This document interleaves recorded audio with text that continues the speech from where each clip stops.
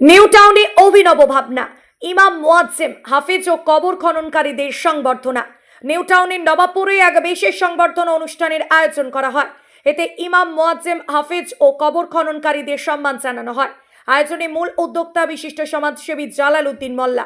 এই অনুষ্ঠানে উপস্থিত ছিলেন বিশিষ্ট সমাজসেবী শাহ আলম, শেখ সাবির আলী মণ্ডল, জিয়াউদ্দিন মোল্লা সহ আরও অনেক বিশিষ্ট নেতৃত্ব। এই অনুষ্ঠানে সামিল হয়ে স্থানীয়দের মধ্যে উৎসাহ এবং সম্মানের আবহ তৈরি হয়েছে।